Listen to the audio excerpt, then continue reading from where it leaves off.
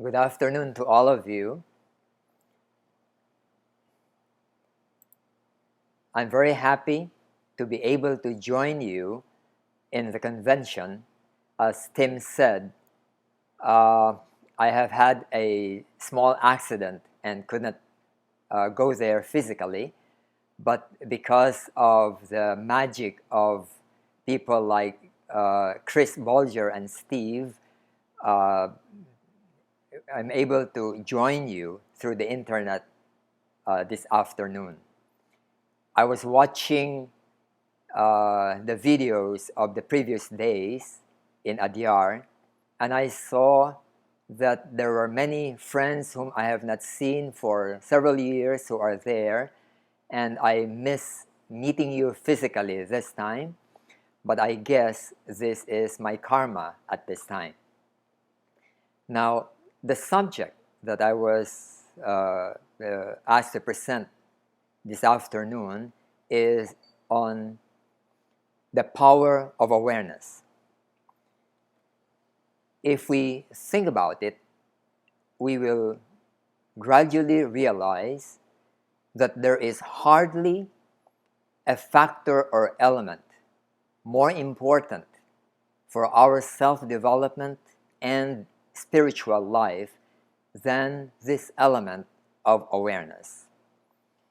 Awareness touches and transforms various levels of our personality, individuality, and our consciousness. And wherever it is present, it has a very vital transformative effect. Now, let us start by asking ourselves, what really is awareness? I'm going to make use of some slides, and because I have to juggle between two screens, there may be a lag time in between, but this is the first time we're ever doing this, and we'll have to be more patient about it.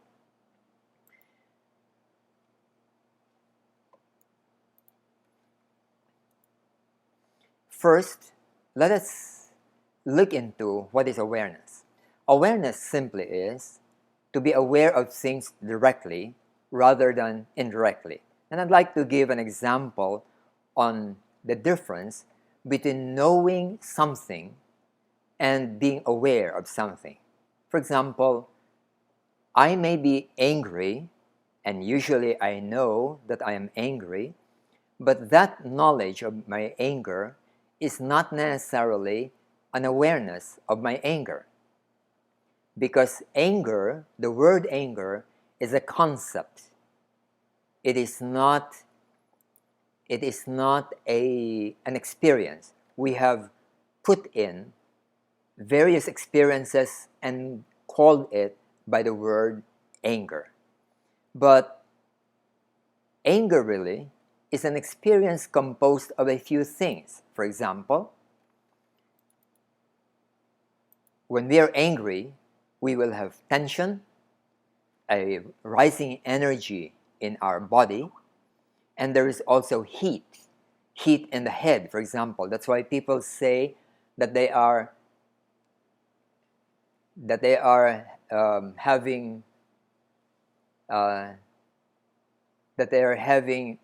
being hot-headed.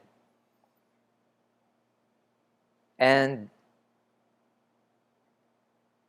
we also have increase in our heartbeat. And these are the direct experiences that we call anger. And if you're not aware of these, then it means that we are only indirectly conscious of anger, but not directly being aware of anger. Now, awareness has the capacity to do certain important functions. The first function is the capacity for normalization. The second capacity is the capacity for integration, and the third one is the capacity for transcendence. I will go through these one by one and explain in what way they can affect us. For example, the capacity to normalize. Now, what does this mean?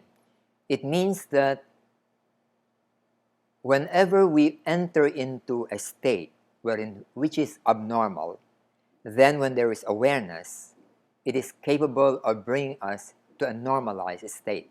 Let's give an example, a state of tension. If I am tense, that is not a very normal state.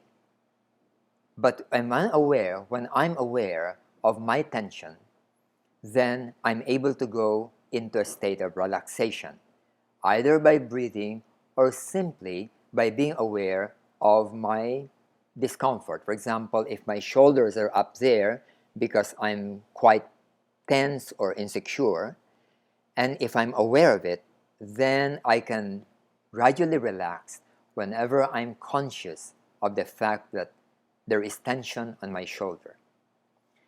Another example is that whenever in my system, in my energy system, my pranic system, there is congestion of this chi or prana, then when I'm aware of it, this congestion will loosen and become more relaxed, and then it begins to flow. Another example is when I'm agitated, I am distressed. Then when I'm aware of it, I tend to calm down more.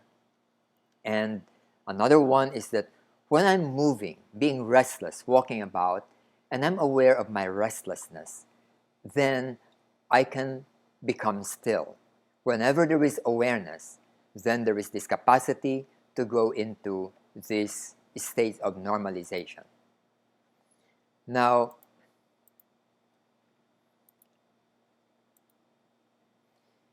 let's go into integration. The first one we spoke about is about normalization. The second one is integration.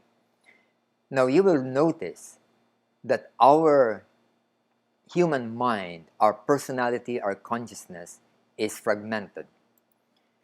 We have various parts wherein which one part may be in conflict with another. And why are they coexisting at the same time? It's because one part is not aware of the other part. This integrating consciousness is not present, and hence a person can be dual personality, triple personality. He may smile, but within him, he may actually be seething with anger. He may be one kind of person when he is at home and another kind of person when he is in the office. If we look into the classic psychological or personality theories in psychology, we'll find that one of the greatest discoveries of great psychologists is that of the fragmented nature of our mind. So Sigmund Freud, spoke about the id, the ego, the superego, the conscious, the preconscious, the subconscious, or even the unconscious. Carl Jung also speaks about the same thing. He speaks about the persona, the shadow, the anima and the animus, the ego, the collective unconscious, as well as the various archetypes of the personality. Now, when these conflicts are very serious, then we will find that it will lead to psychological problems, neurosis, and psychosis. And then, even if one does not fully become psychotic or even seriously neurotic, one can become dysfunctional in various ways in one's personal life, social life, or career. And then the growth of the individual will become arrested or slowed down. Now, awareness is perhaps the most important factor in the capacity to integrate this, and when there are conflicting elements, then these will gradually, the less important ones will gradually fade away until there is a harmonious, integrated self that is present. Now, let us just give some examples. In psychoanalysis, let me just show you a slide here. In psychoanalysis, for example,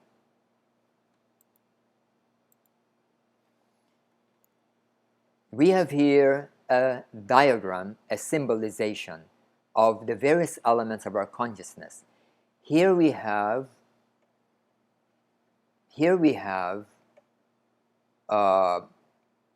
thoughts, ideas, or memories in the conscious mind.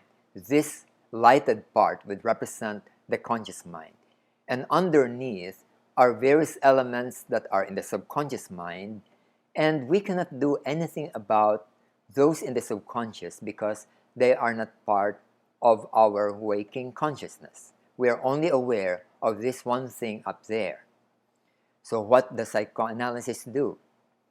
What it does is that it tries to bring out from the subconscious, it brings to the surface the element of the subconscious. And only when it is now in the consciousness can the psychoanalyst do something about it to help the person become aware of this. Now, in awareness, something else, something different happens. In awareness, instead of letting these thoughts rise up to the surface, we are increasing our awareness level, expanding it, such that those things that we were not usually aware of has become part of our awareness. And hence, the various facets of our consciousness that have been submerged, suppressed, and have been in conflict with other parts of the consciousness are now part of this expanded awareness. And as a result, we can now make a decision as to what to do between one thing with another one. And if we go into, for example, the psychology of Carl Jung, it's the same thing. Carl Jung speaks about the different parts of the personality, like the persona, the anima, the animus, and the ego. And what he says, that eventually, when a person grows towards maturity, there is the growth of this true self, an overarching self that enables the individual to integrate all these disparate and sometimes dysfunctional elements of the personality. And as a result, awareness is able to achieve an integration of the various fragmented parts of the consciousness. Now, let's go to the third one, which is transcendence. Awareness is the energy of the consciousness that is not identified with the ego's sense. Let me just repeat this because it is important. Awareness is the energy of the consciousness that is not identified with the ego's sense.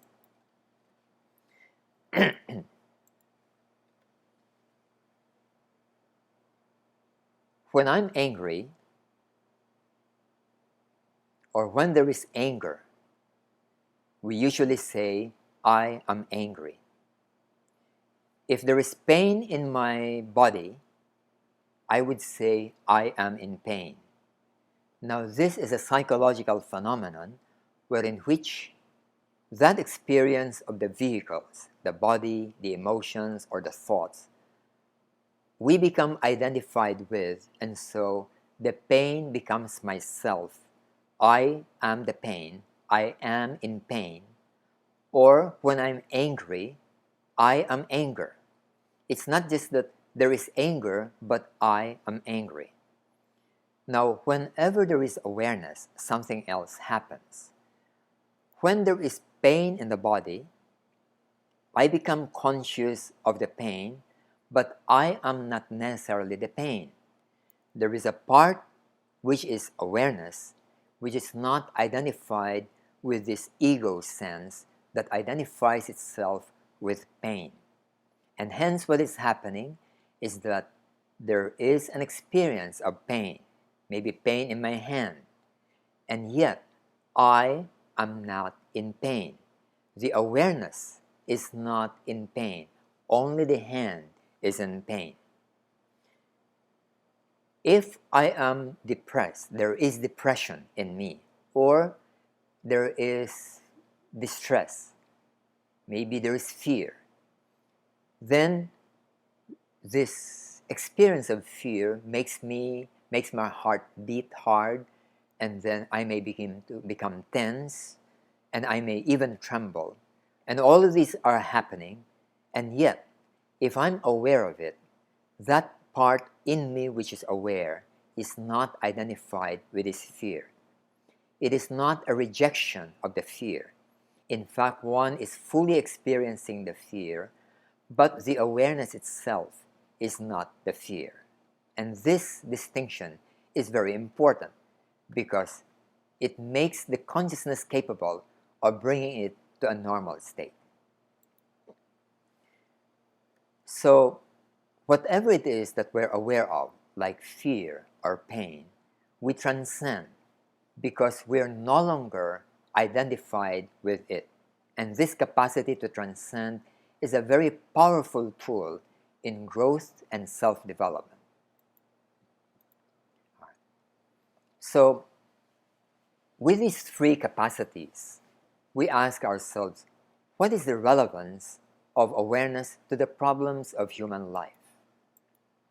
Now, let me now go into a discussion about the two human preoccupations that we have.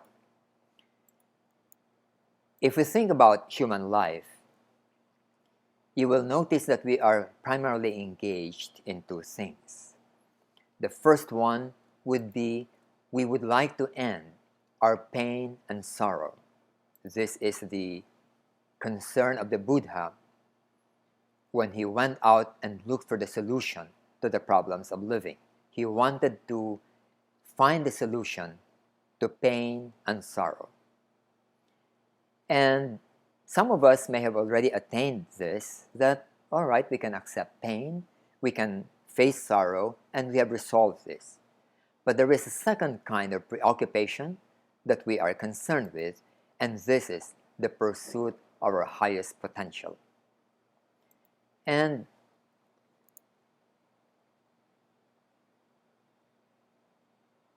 if we think and recall the psychology of Abraham Maslow, he speaks about the same thing. We have certain basic needs like physical needs, security needs, self-esteem needs, the need to belong. All these are the ending for the purpose of ending sorrow and pain. But after we have attained this, then the human being does not stop there. There is an inward impulse to become the best, the highest that we can reach. And this is what Maslow calls self-actualization. And hence, this would be our two primary preoccupations: the ending of the negative experiences of life and the pursuit of our highest potentials, which would include spirituality and rising up to what we call perfection. And in attaining this, there are various levels of consciousness that we have to go through in order that we'll be able to end this pain and sorrow and achieve our highest potential. And these correspond to the levels of consciousness of a human being. For example, we start with body pain. We'd like to end the unhappiness caused by body pain. We also would like to remove stress in our lives because stress is the beginning of distress. Then we'd like to end emotional distress like anger, fear, depression, resentment, hatred. Then we also would like to end the lack of control or mastery of our mind. So these are the four layers of our personality. And beyond this, we have our impersonal mind or subtle thoughts, the higher mind, which would now be the beginning of the pursuit of our highest potential. And then we next pursue mysticism and spirituality until one is ready for the apex of human growth and development, which is the achievement of oneness. Now, let us go into a discussion about in what way can awareness help us achieve this through the various levels of our consciousness. All right. Let's start, for example, with body pain. I mentioned this already, that whenever there is a body pain, we usually don't like it because we identify with it. But whenever there is awareness, as you will see in the right diagram, where there are two circles, one is the circle of pain and the other is the circle of awareness, then this part where there is awareness, there is no pain. And that part where there is pain, one can experience and go through it without feeling miserable. Then let's go into the next level, the level of stress. Stress actually is the beginning of distress, but starts with our pranic body, our etheric double. Whenever we are relaxed, then the chi or the prana in our body flows normally throughout the meridians, and we don't even feel it, we don't notice it. But whenever there is any kind of tension or constriction, then there is discomfort and pain which can be felt, and this is due to an unconscious tension. And where does awareness come in? Awareness comes in by whenever awareness is introduced, then we become aware of the constriction. And because of the awareness of the constriction, then it loosens this constriction, and the prana, the chi, continues to flow again. And as a result of that, then the stress or the discomfort that causes the stress fades away. Now, let's go into the next one, which is a bit more complicated and much more important in the way that we deal with the problems of living. Now, you look at this diagram, and you'll find that on the right side, our consciousness is roughly divided into two portions. The upper portion is our conscious mind, where we become conscious of things, and the lower part would be the subconscious mind, where we have suppressed feelings, thoughts, memories, anger, resentment, and so on. And these things underneath are pockets of energy which have not been finished or completed or expanded. And as a result, there is a pressure in them that wants to get released. And once in a while, these pockets of energy goes through the filter that divides the conscious mind and the subconscious mind. And when it goes out, as represented by this symbol of the lightning, it is an unpleasant experience, like depression, like fear, like resentment. And because it is unpleasant, what does the ego do? The ego tries to push it back so that the conscious mind will not experience it. In other words, suppress it back, push it down into the subconscious so that we will not feel the discomfort. But in this way, what the ego is doing is not something which solves this problem permanently. It just postpones it because the source of the discomfort is still down there in the subconscious, and one of these days it will have to surface back again. Now let's see what happens if there is awareness. Take a look at this diagram. It's still the same thing. The painful thing, the fearful thing is still there in the conscious mind, but whenever there is awareness, while one is experiencing this distress, the awareness itself does not feel distress. There is fear, but the awareness is not fearful. There is anger, but the awareness itself is not angry. It is not that we are a split personality, but there's a wider consciousness that is not touched by this limited experience of fear or anger. And because the awareness is not identified with fear or anger, so what happens is that it can look at this experience of fear or anger and allow it to stay there. And when it stays there, something else happens. The energy begins to become expanded. And then, as a result of that, the energy dissipates and disappears. And then the anger disappears. The fear disappears. The resentment disappears. Not just temporarily, but permanently.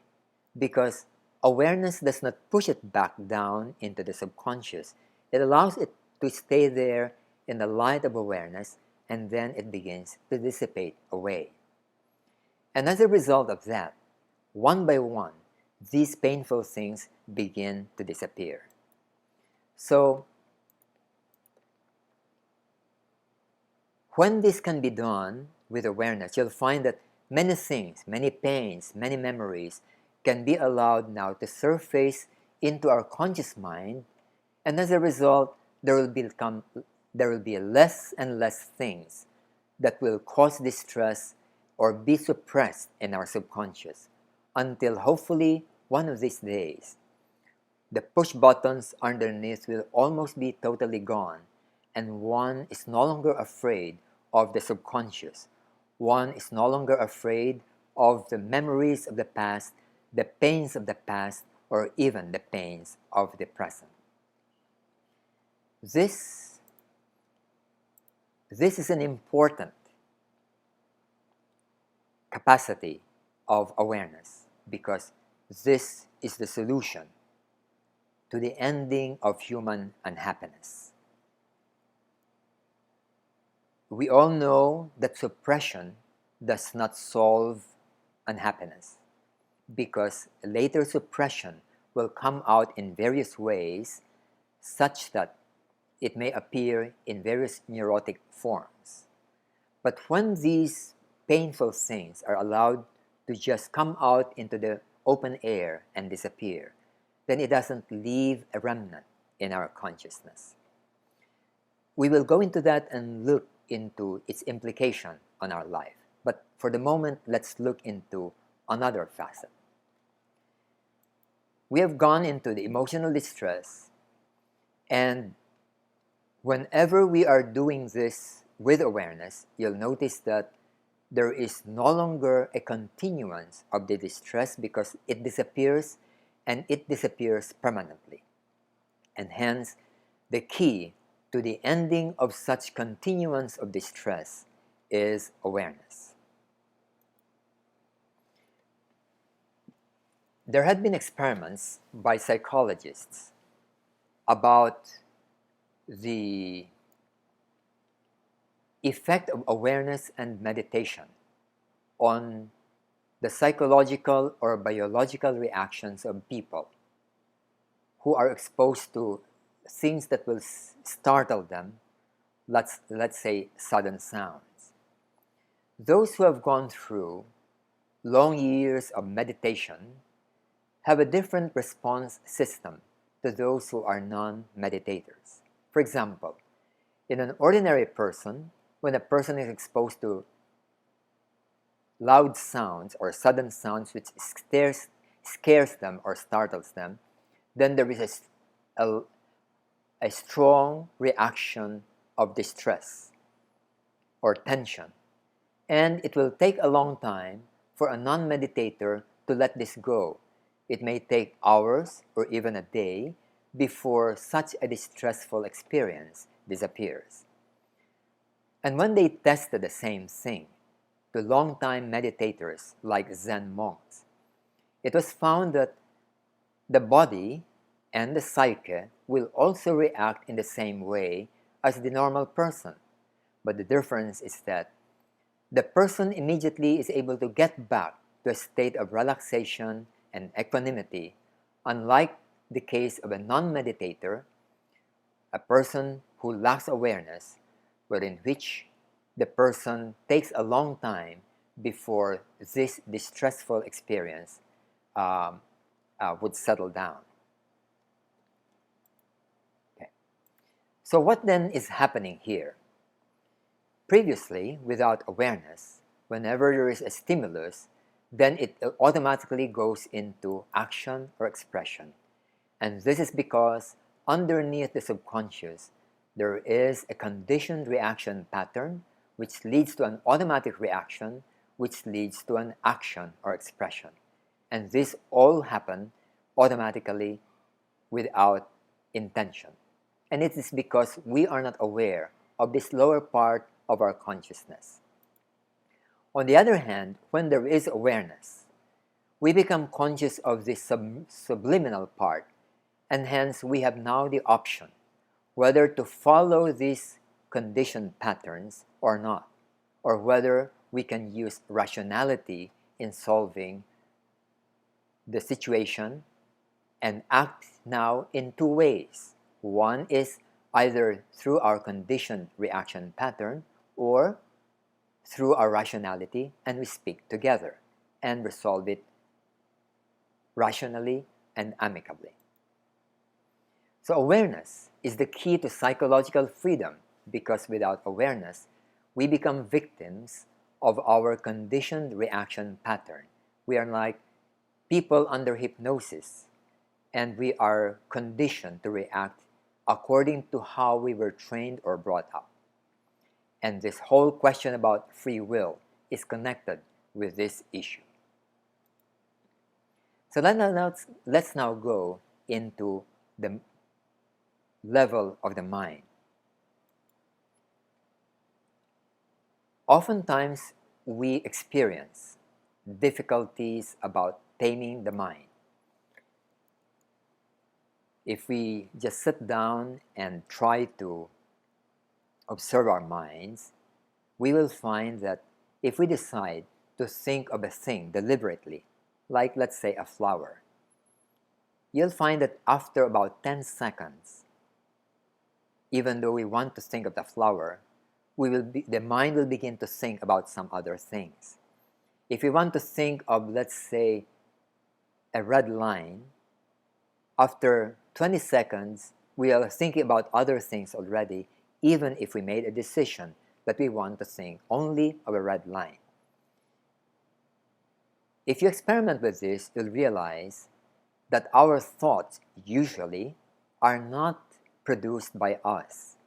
The mind has a way of producing its own thoughts automatically, coming from its own upbringing, coming from its own memories and conditioning and reaction patterns.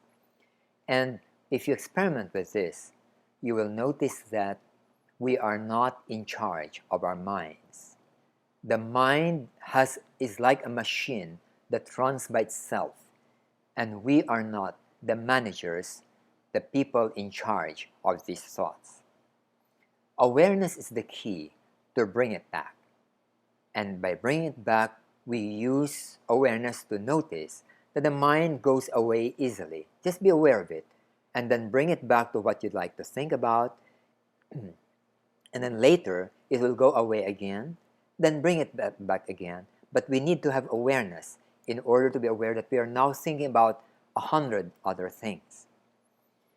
In meditational practice, this is the dharana stage, or the taming stage, wherein which we now tame the mind such that if we decide that I'm going to think of a red triangle, the mind will continue to stay with that red triangle. It is awareness which makes me conscious that my mind is now thinking of the past, of a house, of a tree, of a forest, instead of a red triangle. And that awareness enables me to tame my mind according to what I want it to do. And as I mentioned in meditation, this is the dharana or concentration stage, and the most popular forms of meditation are rooted in this principle of bringing about discipline in one's mind. Now, let's go to another stage. It is the stage of the subtle thoughts or rationality. This one is a bit different from the previous level of mind. In this level, the thoughts are of subtle thoughts, concepts with no forms, no colors, and no sizes. It is an abstract mind, and it is the source of impersonality. It is very hard to be aware of this level until we have mastered the previous level. And in both levels, the lower level of the mind and the higher level of the mind, it is essential that there should be awareness. When there is already the taming process, when we have done it, then we are ready for this other level wherein which we are no longer disciplining the jumping thoughts, the monkey mind, but we are capable of being serene and quiet just by watching the mind and staying in a state of equanimity and awareness. And this is meditation proper. In other words, in meditation, there is no disciplining process. It is just an awareness process where whatever is the content of the mind, then it just keeps on continuing without effort, without force, without control. And on this level, we begin to realize that in going into the inner recesses of our consciousness, we need to master this level. In the diagram of meditation by Madame Blavatsky, she teaches an approach in being able to let the mind dwell on this stage, and it requires a quality of awareness wherein which one can go into an abstract state, like being able to conceive that one is only pure space and time, infinite space and infinite time, and that one goes into a state of consciousness where the ego, the self, or that center of consciousness is without attributes. This cannot be done in the ordinary mind. It can only be done when we are able to attain this higher consciousness, this abstract mind, which is the true seat of meditation and higher awareness. Now,